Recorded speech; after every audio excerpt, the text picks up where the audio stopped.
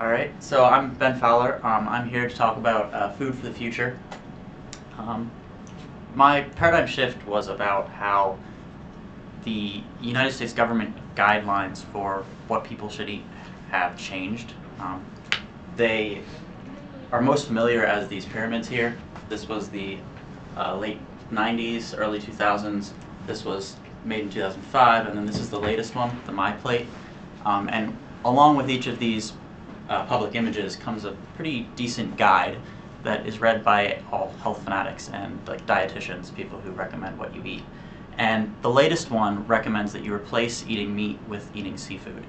And as the demand changed because of this, the supply has to change. Currently, most of the fish that we eat comes from just the wild.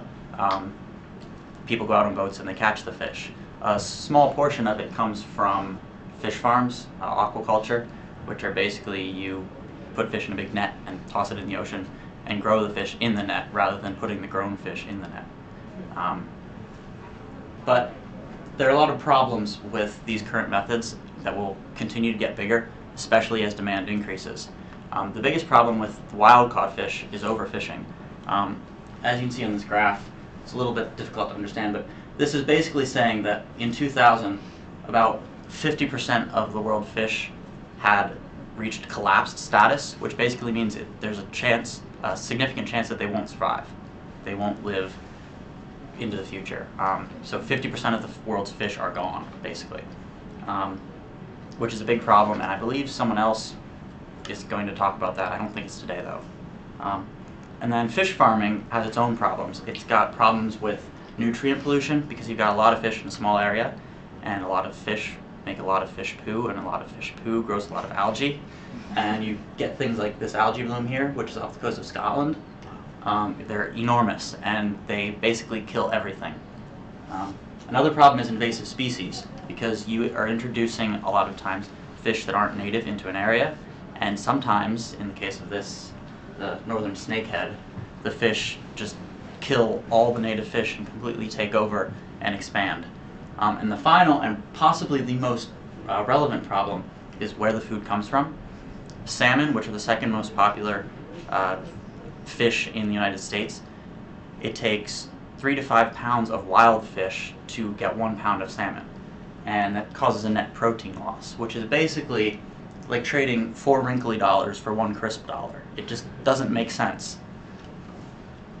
And this is a problem because food production isn't keeping up with population growth.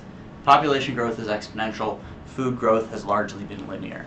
And if you can just superimpose the two graphs, they don't match up.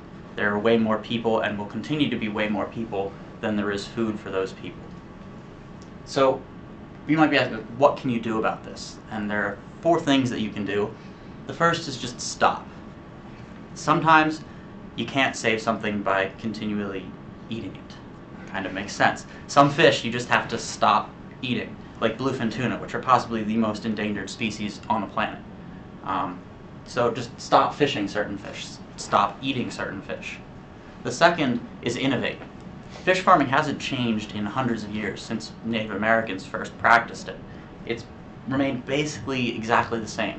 So come up with new ideas, like new setups for farms and things like that, which is actually what I've been doing and kind of why I chose this topic. I developed this here, which is a very simplified version of a new kind of fish farm that I've been trying to develop.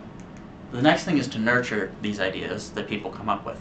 Ask questions and say, why is this important? Why does this work? And in doing so, maybe you'll come up with your own ideas. So innovation and nurturing are linked together in a cyclical manner. The final thing is just to know what you're eating.